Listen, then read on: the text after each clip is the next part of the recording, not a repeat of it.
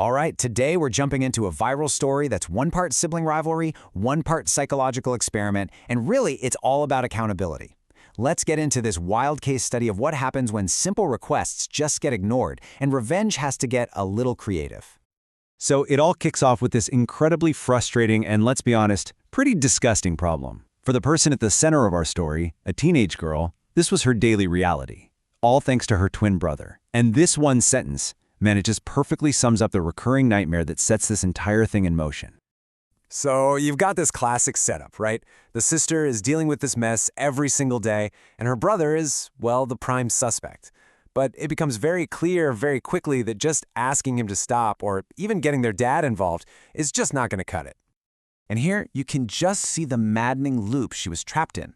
A mess is made, she complains, her brother denies everything, and the very next day, boom, it happens all over again. This repetition is so important because it shows you why she felt like she had to do something drastic. The normal ways of solving this, they were completely broken.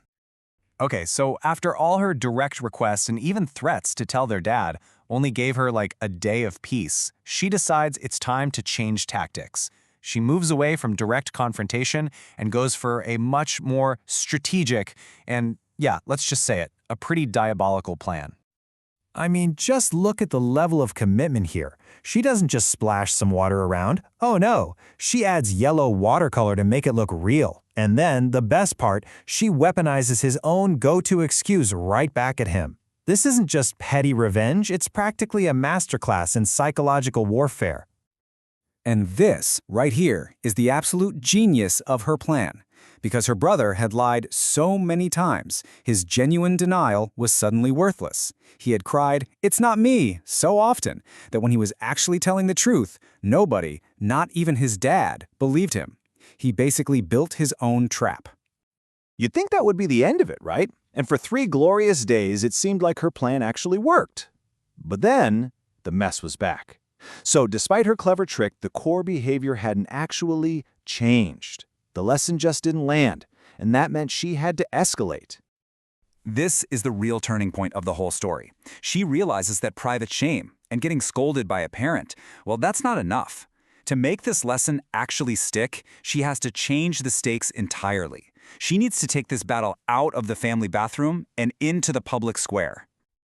And this is exactly how she does it. She just waits for the perfect moment, when his social standing is at its most vulnerable, to make her final move. I mean, can you just imagine the scene? His friends are standing right there. And she doesn't yell or scream. She says it casually, almost like she's giving him helpful advice. That delivery is what makes it so devastatingly effective. It's not an angry outburst. It's a calm, public statement of fact that leaves him absolutely no room to escape.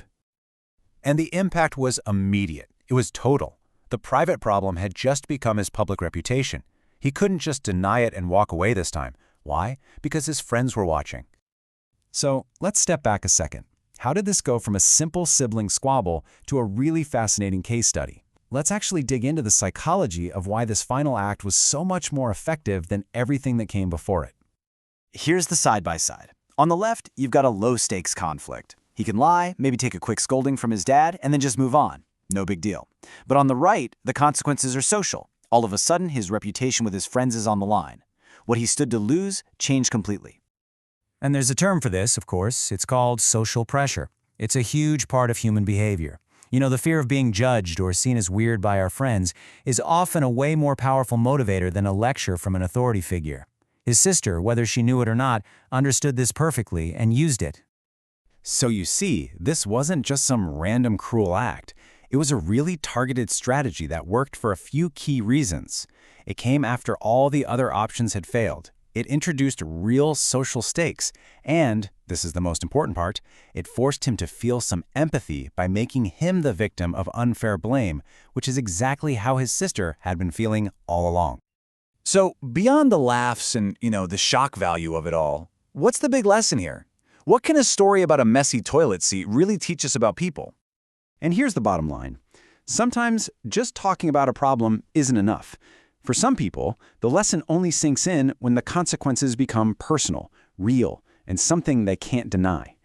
This was all about shifting the burden of the problem back onto the person who was creating it. And there you have it, right from the source. The proof is in the pudding, as they say. The public call-out, as extreme as it was, actually worked.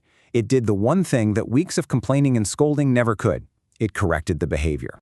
Which leaves us with this final question to think about. She fought fire with fire, or maybe mess with mess. After she had tried everything else, was this just a simple act of petty revenge, or was it actually a perfectly proportional and maybe even necessary lesson in accountability? What do you think?